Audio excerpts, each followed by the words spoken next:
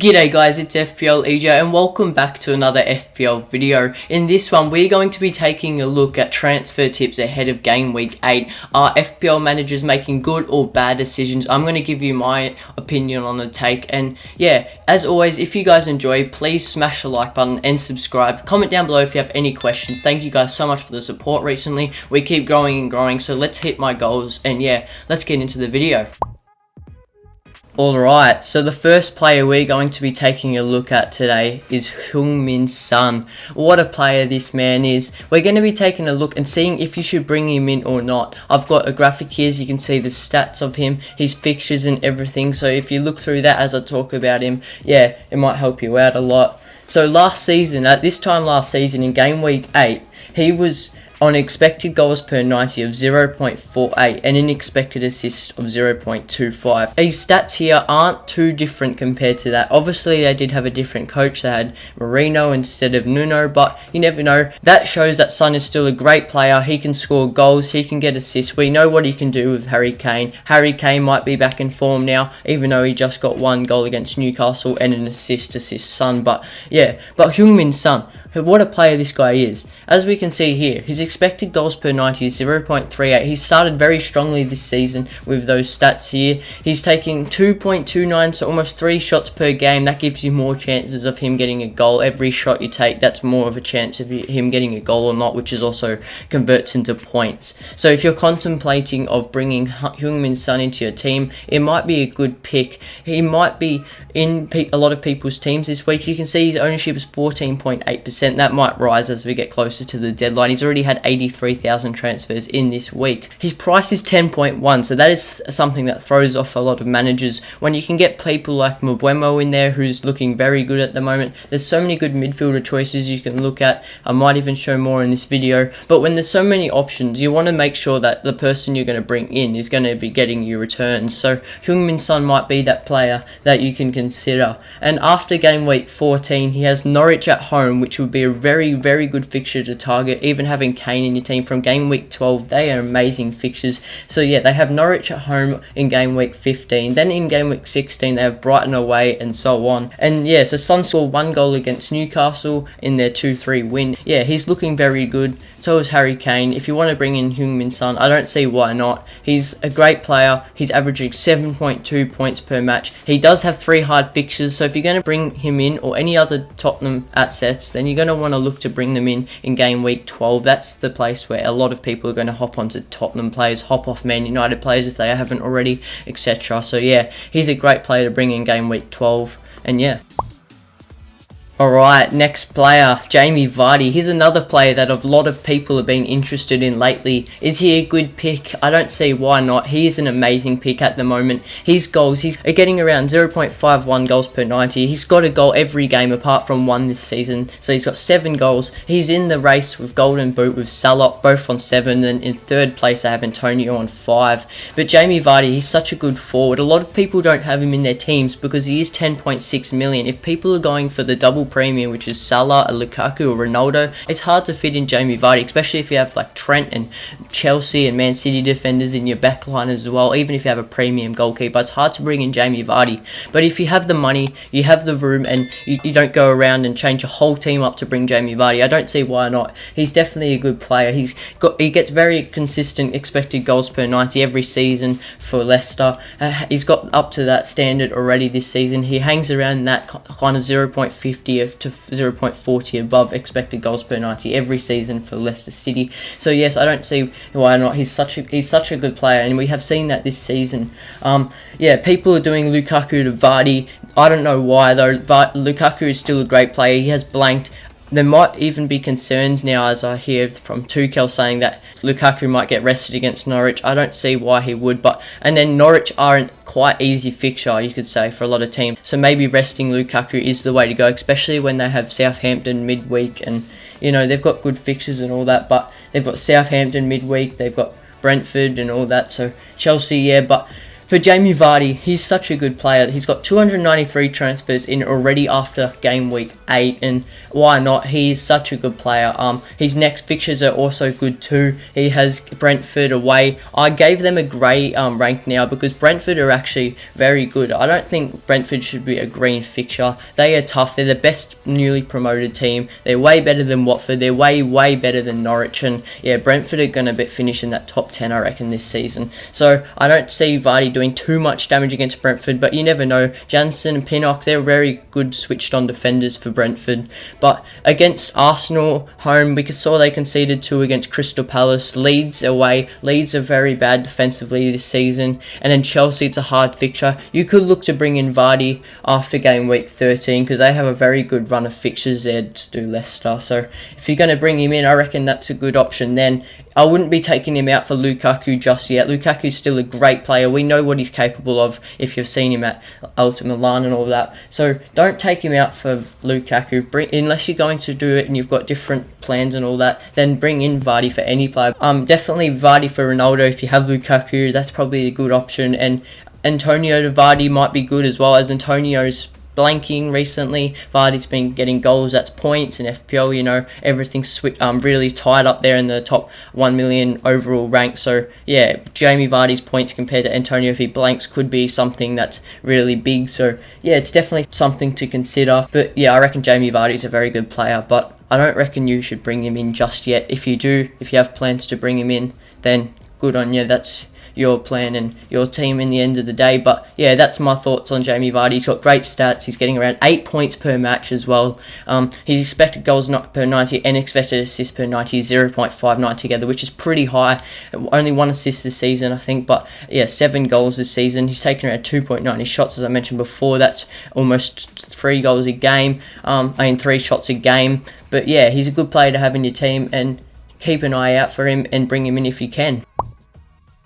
Diogo Jota. This player has been transferred heavily out recently due to the rotation risk of Firmino. For 7.5 million, you don't want to have those benching headaches. You want to move him on to someone like Mbeumo, who will get into Brentford's fixtures in a minute. But yeah, you never know. Diogo Jota, is probably time for him to leave your teams now if you've had him. You can hold on to him though. It's not that bad of a mistake if you hold on to him for Brighton away, Arsenal or Southampton. You never know, but it's just hard when he's a rotation risk, especially when Firmino is getting a hat-trick like we saw against Watford. Firmino and Jota are both great players, but it's all up to Klopp and Klopp's hands of who he wants to put on Jota and Firmino. If they play Champions League midweek, that might give them a greater chance of one of the other playing in the Prem. But yeah, so he's a rotation risk. But if you have a strong bench, then you could look to keep him, because after game week 14, they have a great run of fixtures. They have, they've just got a great run of fixtures, so you could look to potentially hold Jota if you want to for Brighton and Arsenal and Southampton. His stats are very good, but if you don't want those benching headaches, then you're going to want to take him out. But you can have a look at his stats there. They're still very good, but yeah, rotation is everything, and if he's not playing, then he's not going to produce these stats. So yeah, you got to just keep an eye out if he's going to be playing, listening to press conferences, seeing what Klopp says. He sometimes gives it away. You never know if a journalist brings up the topic of Jota or Firmino. But when Firmino's getting a hat-trick, I don't think he's going anywhere. But you never know. He might play midweek, then Jota might play on the weekend. Anything can happen in FPL. And yeah, if I was to have Diogo Jota now, I would consider taking him out. Or if you have a strong bench, you could keep him in. But Mbeumo is someone that you could bring in for Jota, even upgrading him to Son if you have the money in the front line. You've got less money in there and stuff like that. So yeah, for Diogo Jota, I personally reckon it's time to take him out if you haven't. Another player that has been heavily transferred in this week, Ben Chilwell. He has played 2 games this season for Chelsea, and he has scored both of them in the Prem. He also scored for England recently against Andorra, but Ben Chilwell is looking on fire with getting you attacking returns. You wouldn't even believe that he's a defender. He plays so attacking. He almost plays like that number 8 or 9. He just gets goals, as you've seen. 2 goals this season, 2 matches. He's only played 2 matches. He's been in rotation risk with Alonso, which is kind of annoying. But yeah, will he keep being rotated with Alonso is the question that a lot of people are asking. I do not know personally, but when Chelsea have got games midweek, they might play Alonso midweek, then Chilwell on the weekend. But you never know what Tuchel could do with them too. They're both great players, but Ben Chilwell Chilwell, you can see 11.50 points per match he's averaging after those 2 games he's played this season in the Prem, which are the 2 recent ones against Southampton and Brentford, where he scored a goal in each of them. Their fixtures are still great, Chelsea. If you haven't got any defenders, I don't know what you're doing. Rudiger is now fit again. You can bring Rudiger in if you want that certain 6 points for a clean sheet. And then Chilwell, you can look to bring him in before he has another price rise to 5.8 and gets up to the price of like Azpilicueta, Diaz and Cancelo and all that, because if he keeps scoring, a lot of people are going to bring him in. 172,000 have already brought him in this week. He's a heavily transferred in player this week. His ownership is only 6.3%, so you want to try to get him before he gets to that 10% ownership, then he might have a transfer rise. So get him now if you're going to get him. If you have the room, if you have one free transfer, I wouldn't be taking a hit to bring in Ben Chilwell, even though they are versing Norwich, but you never know. We'll have to wait and see what they do. They've got midweek against Malmo in the Champions League, so we have to wait and see what Cancelo does then. But yeah, he's very attacking. He scored 23 points this season and averaging 11.5 in both of them. Yeah, it depends if Alonso plays midweek or Chilwell does, but you never know. Chilwell might play midweek but then go on and play a full match of Prem on the weekend, but we'll just have to wait and see against Malmo. Then that will give us a better idea. So yeah, keep it open on Twitter and just make sure you're followed on Twitter and all that so you can hear any updates. I'll retweet update if I hear any with Chilwell, Alonso, whoever's going to be starting. But yeah, if you're going to bring Chilwell in, I reckon it's a good time to do it now, but I wouldn't be taking a hit for him. Ivan Toney, it's been funny with him. Everyone had him in their teams in game week 1, then he didn't get any attacking returns, so people just went off him, and now it's coming to the time where everyone's getting back onto him, and I don't see why not. When you've got Burnley, Norwich and Newcastle in a row, the 3 worst defensive teams in the EPL, then I reckon it's a great chance to pop on someone that's good, and especially like Ivan Toney, who is such an attacking threat. Obviously is an attacker in that forward line, playing alongside Mbeumo, and yeah, Mbeumo and Toney are great link-ups, and Toney looks to assist Mbeumo, and yeah, Mbeumo has hit the woodwork 6 times more than any other Premier League team this season by maybe assist from Toney. So Toney hasn't got points in games yet, but that's because a lot of his assists that could be 4 points, 5 points, have been assisted to Mbeumo, but then he's hit the woodwork. Mbeumo is such a good option though. As I did mention, if you're taking out Jota, you could look to downgrade him to Mbeumo, so then you could look to bring in Vardy for someone in your front line for like Antonio or something. Yeah, but Mbeumo is such a good player. I reckon with Mbeumo, it's either that Mbeumo's been very unlucky. I'm not sure how to pronounce Mbeumo. Is it Mbeumo? I'm not sure.